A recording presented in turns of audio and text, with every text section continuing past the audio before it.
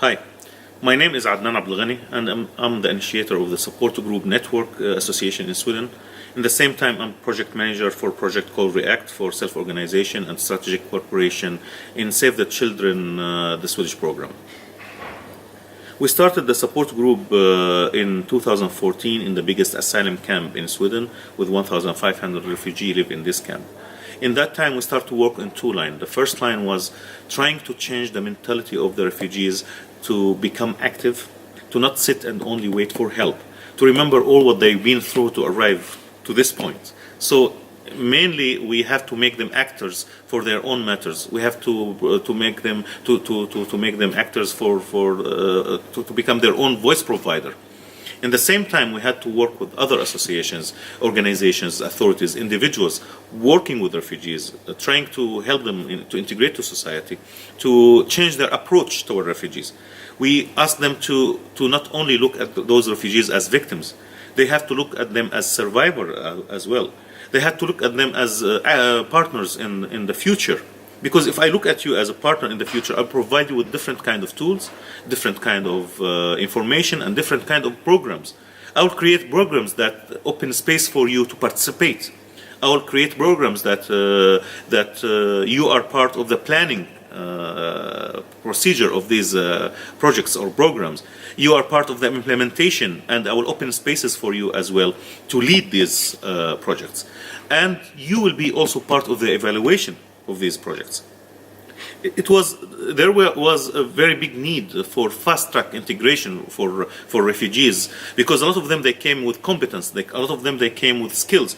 And even those who didn't come with competence and skills, they had a lot of ambition to build their capacity, to learn, because they know they've been through a lot to arrive here, and they didn't want to waste it like that. So we started a lot of programs, projects that help refugees to fast-track integrate in the labor market. We create a lot of culture projects to help refugees to integrate to the society, as well a lot of other programs in all fields, almost social, culture, educational, and even medical areas. The main idea for us was that regardless if we're gonna send these refugees back to their country or they're gonna stay here, this is not the question for us. The question that they are here right now, what we can do with them, what in this period they are staying here, what we can do, how we can build their capacity, how we can provide them with the right tools to navigate in their future.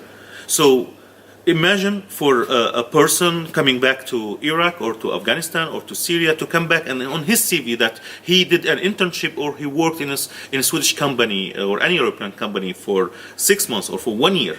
What this will add for his career and for his future. Imagine that person coming back with ideas about diversity, gender equality, democracy. What this could change in his local society. And if this person get the chance to stay here, we already invested right in his future. It is the right investment in the future of our countries here in Europe.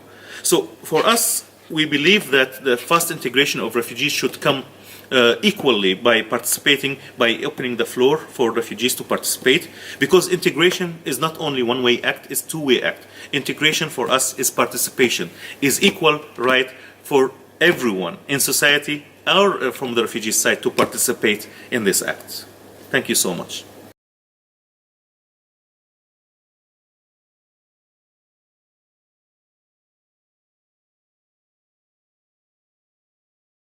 Hi Misbah, can you tell us a little bit about yourself?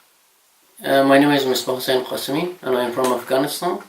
My academic background is civil engineering. In particular, I got my bachelor degree in the area of hydropower station, and I worked with Save the Children International as a program manager for more than 7 years in Afghanistan. I worked with Save the Children as a program manager in Afghanistan, and because of the difficult situation with regard to security, I couldn't continue living there, and I came to Sweden, an asylum seeker in Sweden on 2015. So, what was difficult for you when you arrived to integrate to the labor market again here in Sweden?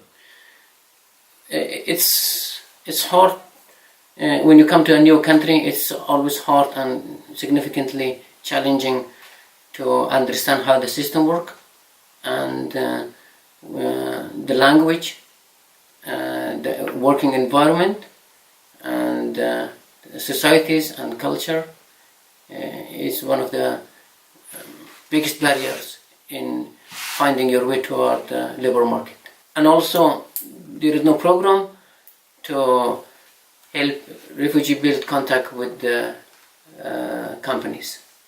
Can you tell us about a little bit about how you integrated in the labor market in this 3 years?